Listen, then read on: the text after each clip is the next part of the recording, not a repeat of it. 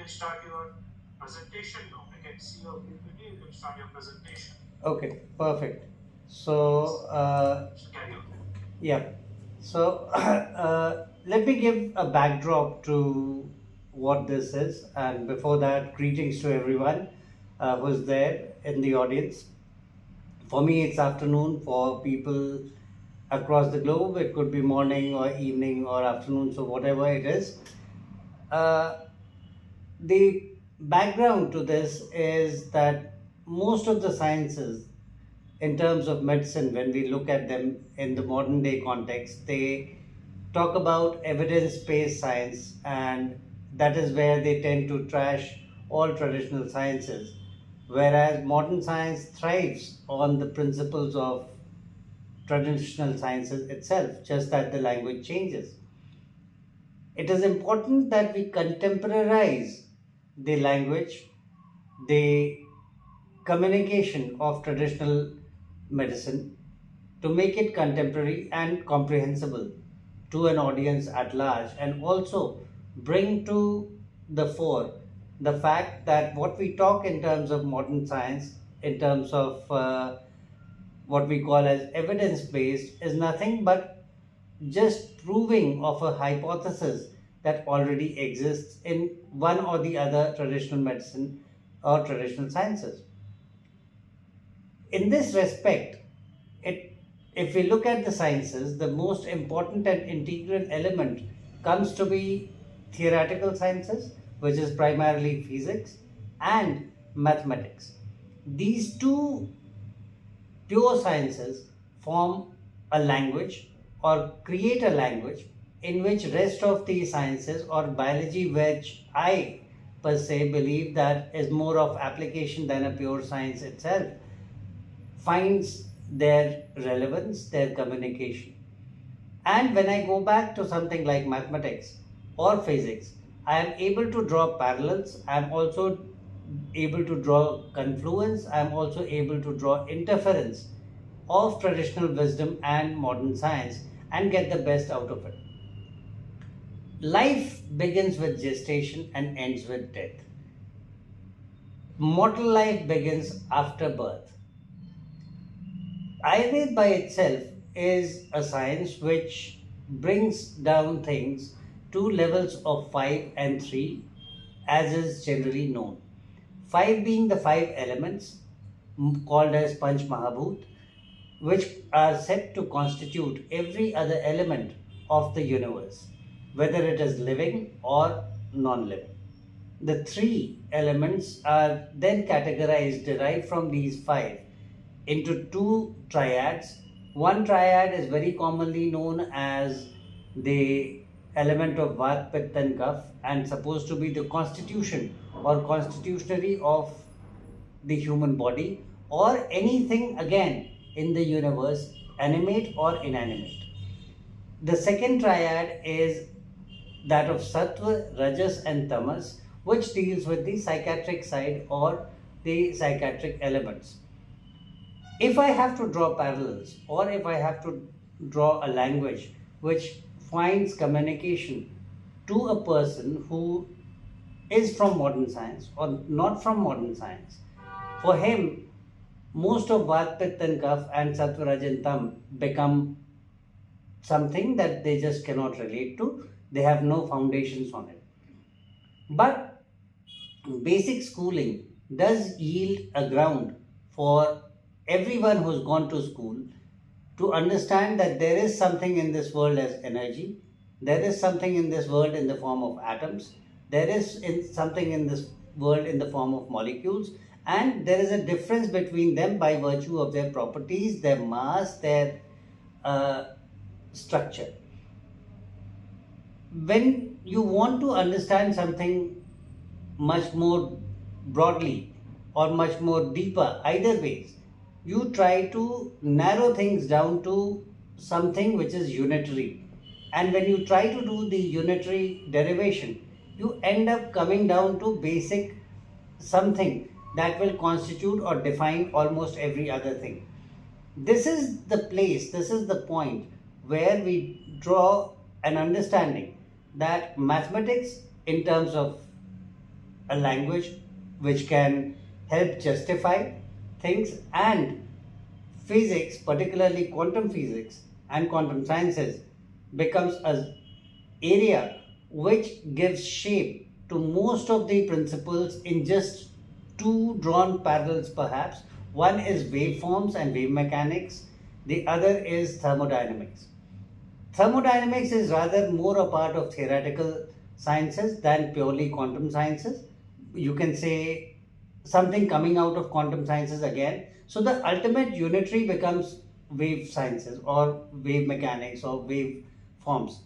Now, in the modern digital world, it is very important that we can make things accessible, fast, and quick.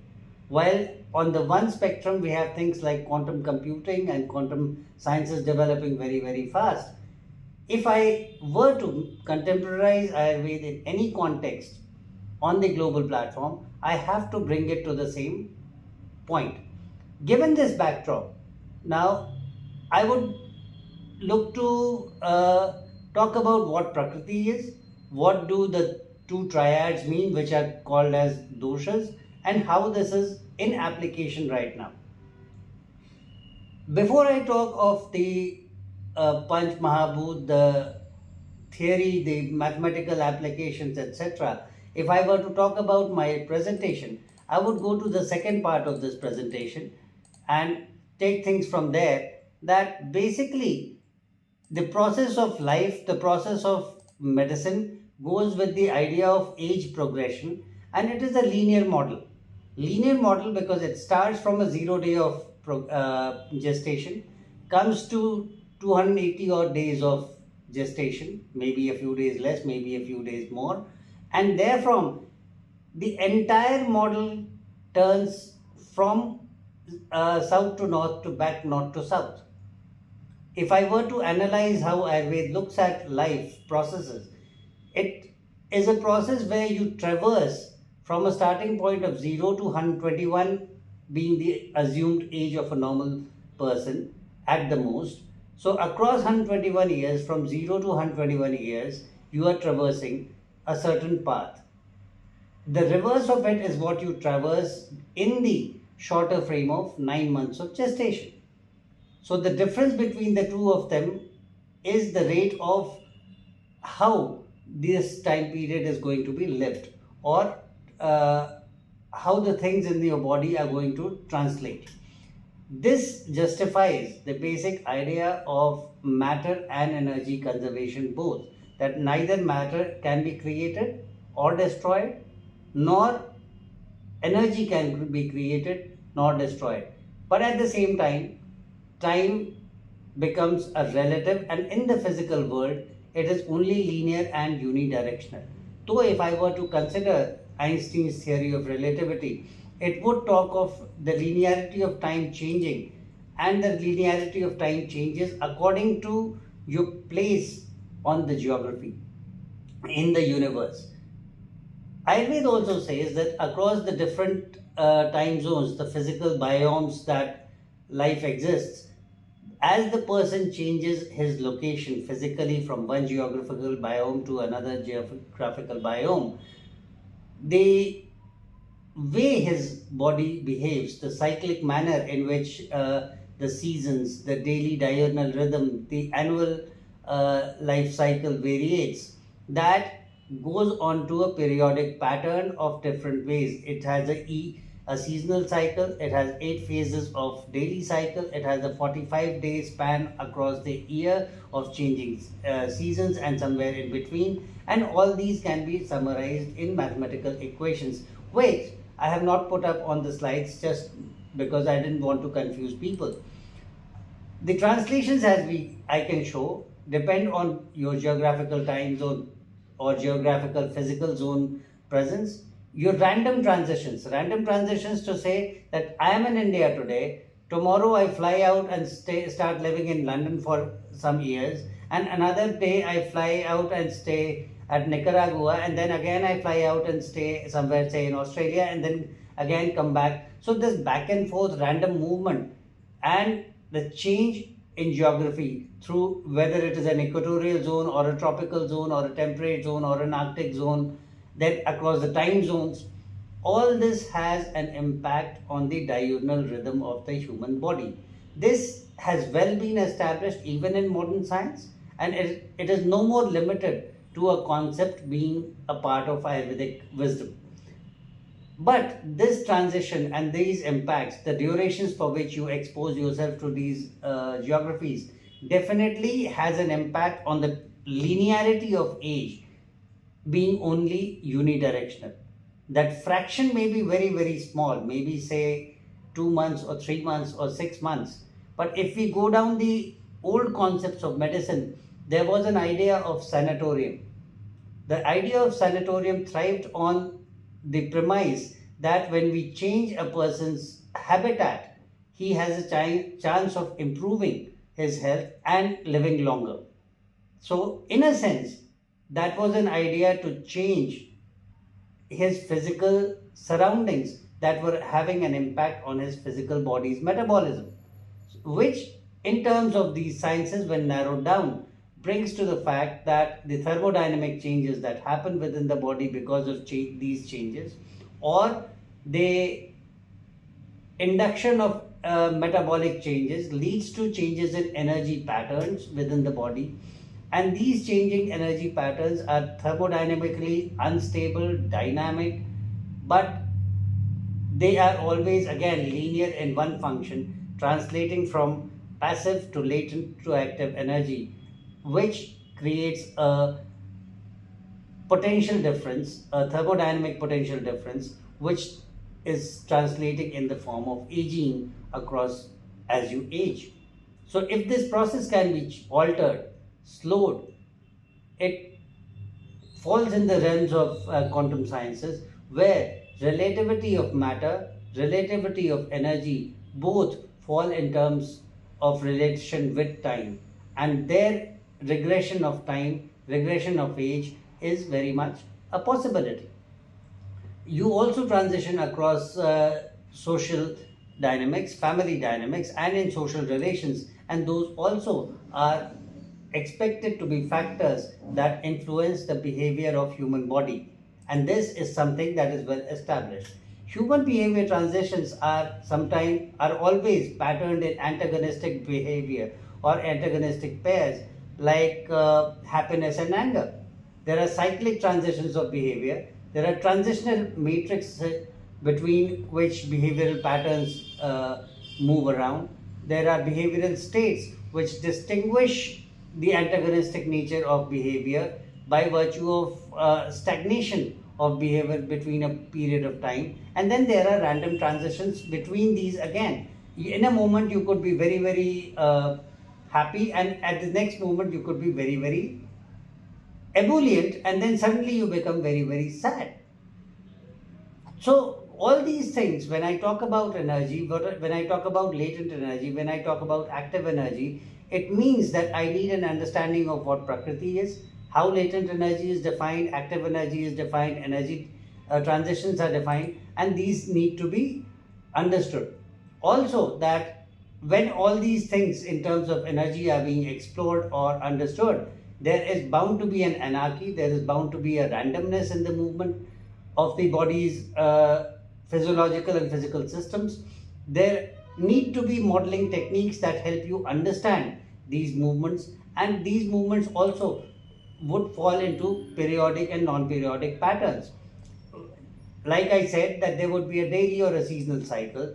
Then there would be influencing factors like, say, an original equation of age progression, then incorporation of long-term cyclic effects onto that equation would change the dynamics again. Then human physiological processes affect the environmental change, and the environmental change affects the human physiological processes, so the interlinking between the two.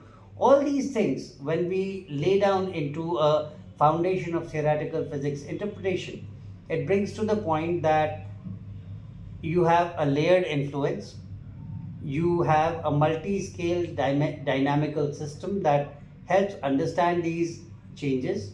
You have coupled oscillators, a theory that helps you understand how movements between to and fro nature of seasons or across geographies works, then again there is a core to understanding of the Prakriti that is necessary. I'll go back now to the first part of the this presentation where this actually comes to in terms of how this works, and I start with the Prakriti element. Now Prakriti, the word by itself means environment, and the environment in terms suggests that there has to be an equilibrium. This equilibrium is not homeostatic. That is one thing that needs to be understood very, very precisely. That physically, the environment is dynamic, it is not static, it is continuously changing. This relates to the same idea that the universe is continuously changing, expanding. And what is static in the universe is the matter and energy correlation or existence. When we talk about Prakriti, and why we talk about Prakriti is because in the concept of Prakriti, the way Ayurveda defines it to be a five element object, it is something that is a fixed, like I said, unitary.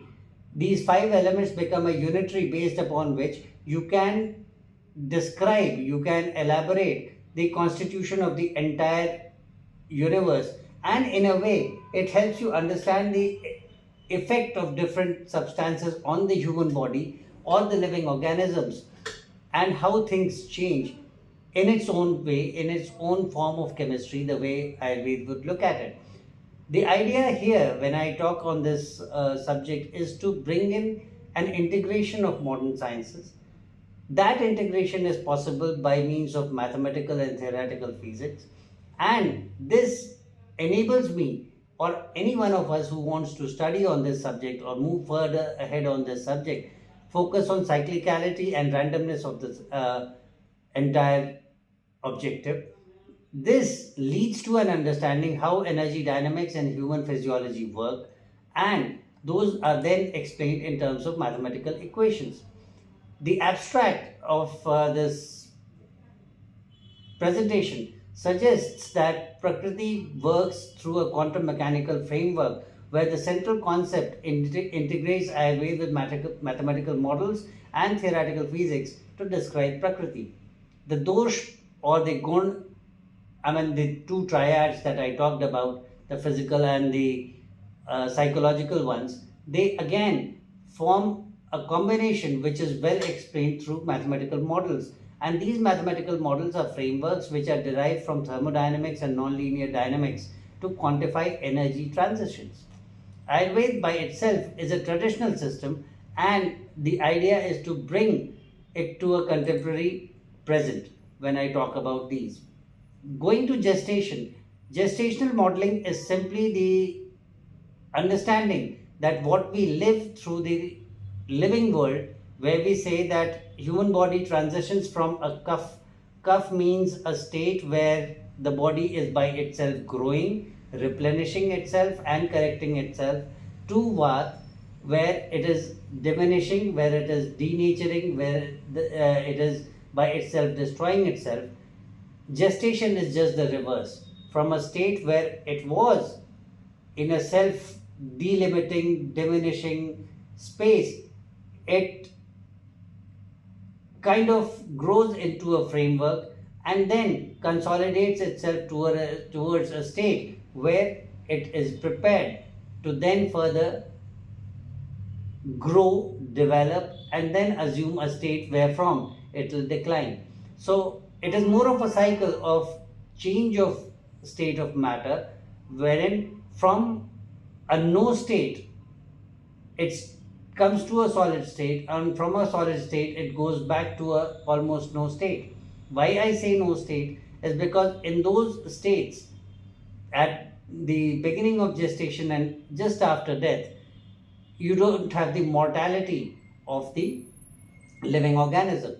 Further, this means that when these states are changing, there has to be a method by means of which this change happens. And when there is a change, there has to be something that is enabling that change. That enabler is what is seen in physics as energy. That means that the laws of thermodynamics, because that is where you study energy, apply. And the best ways to understand these energy changes are through quantum tunneling, which says that particle, which basically thrives on the particle nature of the energy constituents.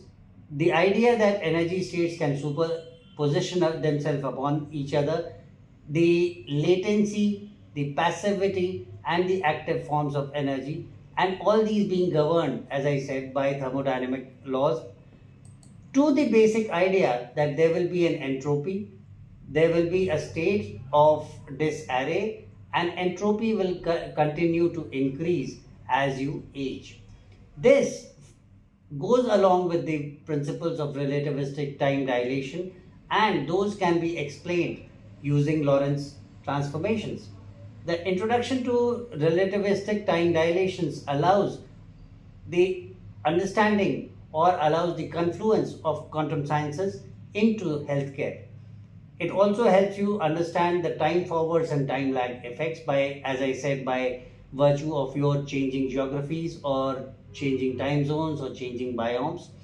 And this is explained in the form of Lorentz modeling, incorporating even the ideas of planetary effects. The applications of second laws of thermodynamics are very, very important through the lifespan of a living individual, because that is where you can understand aging. Aging is directly a concept related and explained by entropy. Now, these things in a theoretical frame still become very, very difficult, and the thing is very, very nascent. But in the last 20 years that I have worked on Prakriti as a concept in my entire career, I have come down to a state where today I have a startup that actually focuses on these research. We are working on research principles and their confluence on quantum sciences. They're coming together onto modern platforms where pure sciences can actually explain Ayurveda in a modern context. And at the same time, we have our collaborations in Iceland with Ayurvedic Health Iceland and Vedamag, which are into formulation development for things like cognitive behavior, for neuroendocrine conditions, for complex conditions like ADHD, for fibromyalgia. And we are trying to work through concepts where future medicine aligns with quantum biochemistry, aligns with Prakriti specific formulations, and we bring to the world support supplements, formulations that can enhance the impact of any other medications that are brought in together to help ease the pain and suffering of people suffering from these conditions. At the same time, the Ayurvedic idea of evaluation of Prakriti has come down in a form where today I can claim that we at my startup Health Beyond Healing, we have the most advanced Prakriti evaluation software. We are through with this phase 1. We are into the applications of phase 2 and 3, and that will allow us the idea where we can today, while we can only do the system level diagnostics in terms of Ayurveda using a questionnaire, we will further be able to incorporate what I was talking in terms of geographic transitions, time zone transitions, etc., to actually be more and more precise, because your physical body allows 70% of your Prakriti to be understood, 30% of the rest of it is very much relativistic to how you transition and how you move across the globe through your life pattern. How do those things apply onto your body? How is your premature aging happening? To be honest, these ideas are dealt with and considered in modern medicine in geriatrics, and geriatrics is something which by itself covers, much like pediatrics, the other end of the life. where all the systems are seen as failing and you are trying to revive. In pediatrics, all the systems are nascent, growing, developing, and you are trying to prevent them from a failure. Here, all the systems are failing and you are trying to revive them. So, while at one end of the spectrum, you are trying to bring to a possibility that systems don't fail and you are alive and you live long and healthy. At the other end of the spectrum, you're trying to elongate the health of the person with lesser suffering, much lesser pain. And if I were to say that modern science is trying to hold on to two ends of a spectrum, which was not a spectrum but a complete cycle, Ayurveda looks at it in the form of a cycle, allows that transition across the different paradigms, and gives the essence to the whole subject, that you will be able to understand life, make it simple, deal with the complications of different forms of diseases, including genetic diseases. And that is where the entire idea of our startup Health Beyond Healing and this Prakruti evaluation software, which we call as IRScan, lies. It is planned for a development across 10 different phases, and we are into phase 2 and phase 3 at this stage, so which will incorporate AI driven analytics, which will incorporate machine driven analytics, and be further going down, looking into much higher, much supposedly complex computer and software dynamics. But to say that those are only human assumptions that they are complex, in simplicity, they are only two digits, 0 and 1, binaries that ultimately are speaking of a language which seems complex to anyone who does not know or does not understand sciences. This nature of digitization in Ayurveda is, I cannot say that not being thought about, but perhaps not being lived, not being applied, and we are happy to lead it, to lead a revolution and bring it to the fore to the world. Thank you.